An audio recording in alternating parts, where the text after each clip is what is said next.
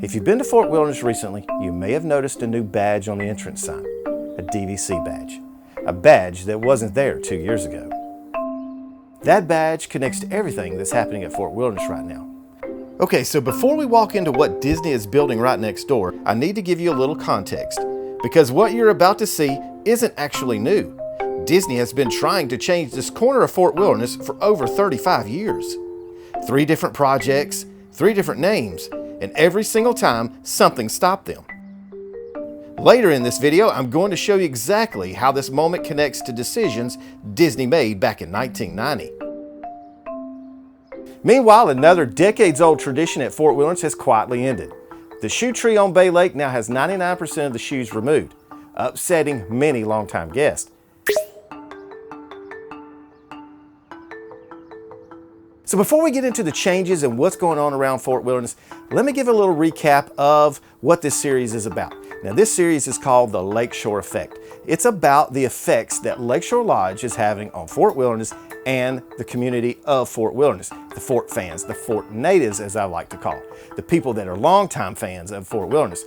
So this series has covered everything from the construction of Lakeshore Lodge and how it's affecting the settlement area and how it's affecting the mood of a lot of Fort Wilderness fans, how they feel like the area is just changing from what they have grown to love. Now, this series has covered everything from Discovery Island to River Country and now Lakeshore Lodge. Now, I know a lot of these videos may have seemed a little bit offbeat when we're talking about Discovery Island and River Country, but River Country was replaced with Lakeshore Lodge. I know it was abandoned, but I think the broader reasoning of it was to remove it for Lakeshore Lodge or something similar to that. If you watched episode 1, you will learn that this whole area was called Fort Wilderness. It wasn't Fort Wilderness Resort and Campground, it was just called Fort Wilderness. And Discovery Island, though it was its own thing, was still part of this Fort Wilderness area, same as River Country. All these videos are representing what's been going on over Discovery Island by being abandoned, being changed and moved over to Animal Kingdom, and you also with River Country being replaced with Lakeshore Lodge. This whole area is changing to an upscale environment. And so that puts a lot of people at concerns of what the future of the campground could be. So that's what this series has been about. It's just been looking at how the changes, if you look at all the changes together, it starts to paint a picture. It's like individual puzzle pieces. It's kind of blurry at first, right? Because you've got puzzle pieces. But once you start putting the pieces together, you start to realize what the picture looks like. Today is a construction update and a look at the changes already happening around Fort Wilderness. So let's walk through what we know.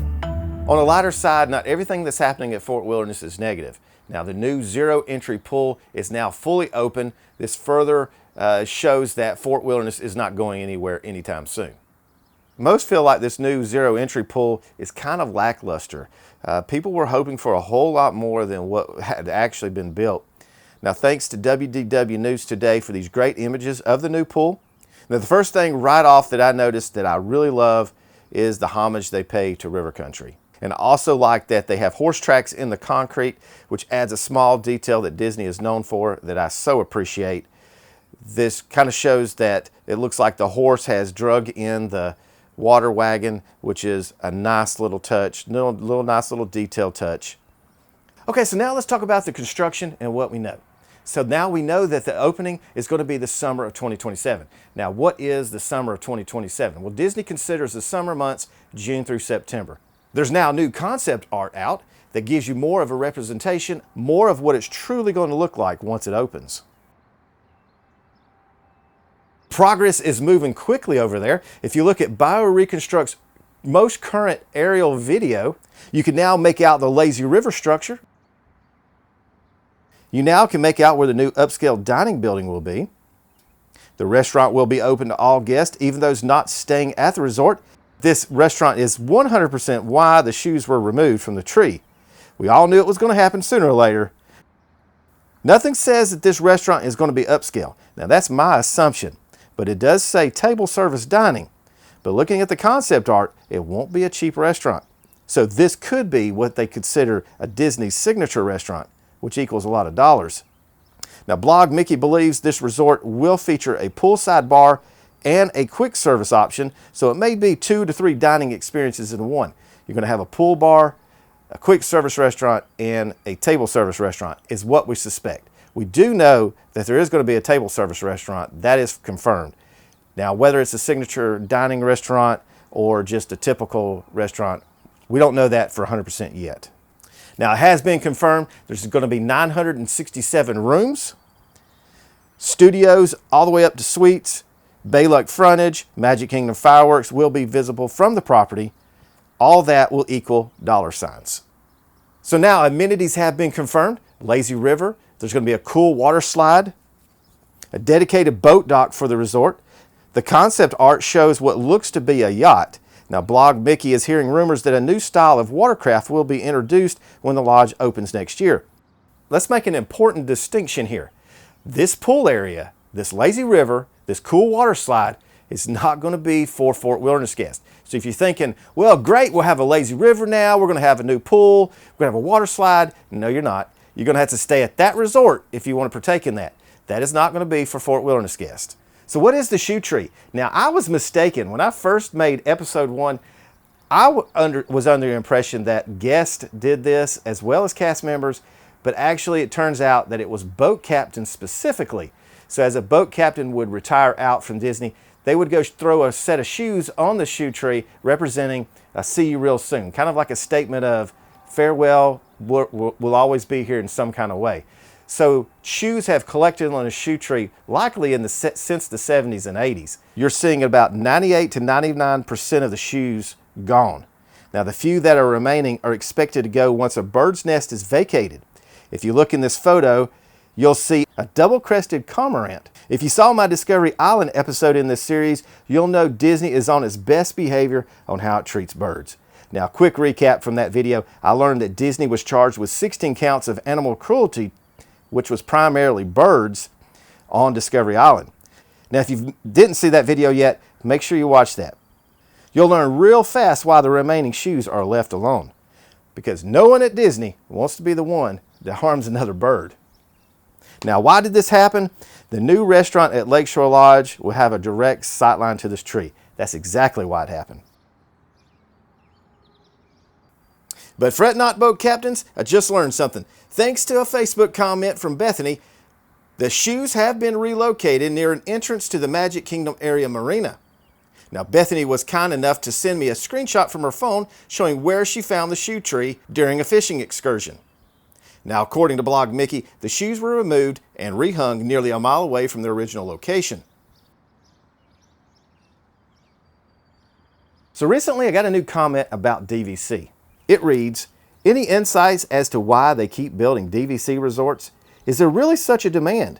It feels like they should spend more time and money updating and maintaining current resorts. Probably an unpopular opinion, but our split stay renting a DVC at Riviera and Poly left much to be desired. To answer the why in that comment, you first got to understand what is DVC.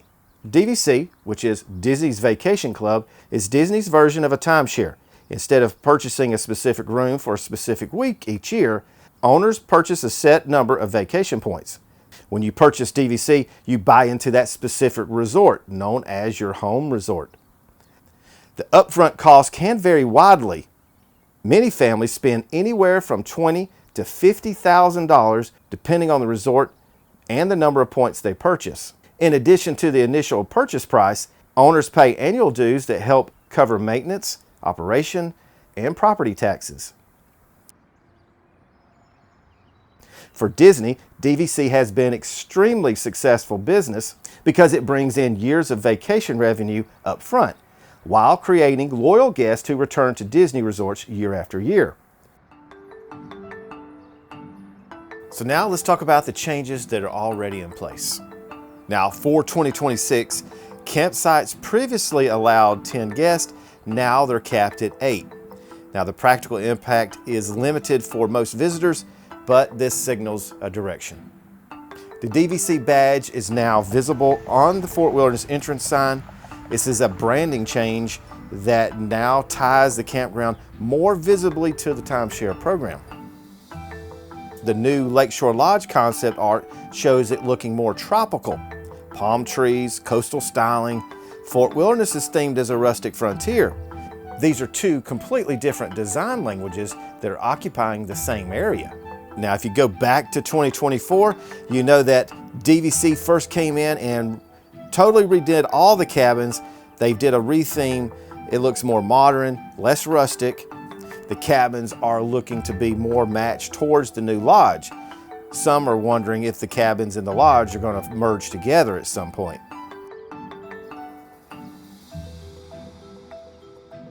Now, here's the other thing that I have a concern about: pricing. Fort Wilderness is already a pretty expensive campground, especially in certain times of year. I can see those rates rising at least $30 to $40 within the next year or two, and maybe even more than that, because when you bring in this higher spending demographic, I can absolutely see the price rates rising up. Now, correct me if I'm wrong. What do you think? For this next segment, I'm going to put together a timeline. I'm going to show you all the changes that's been going on around Fort Wilderness and what those puzzle pieces put together look like. We're going to start in 1990, when a new wave of development plans began to reshape the Fort Wilderness area. In 1990, Fort Wilderness's wild frontier theme was planned to expand with Buffalo Junction, a resort that was designed to blend seamlessly with the existing Fort Wilderness experience. Also in 1990, Michael Eisner publicly announced plans for what would become the Disney Vacation Club. In 1992, the Buffalo Junction Resort planned for Fort Wilderness was shelved. Between 1995 and 1998, Disney Vacation Club began to clearly demonstrate its long-term value as a successful business model. In 1999, Discovery Island was abandoned and operations were moved over to Disney's Animal Kingdom. In 2001, River Country at Fort Wilderness closed permanently, never to reopen. In 2019, the abandoned River Country site was demolished, and the DVC project Reflections was announced for that area. In 2020, COVID-19 halted all operation and Reflections project was placed on hold. In 2022, Reflections was officially rebranded as Lakeshore Lodge, and the concept began to take a clearer shape. In 2023, the cabins at Fort Wilderness began their DVC conversion. In 2024, construction on Lakeshore Lodge officially began. In 2026, construction entered a rapid phase and all the shoes were removed off the iconic shoe tree.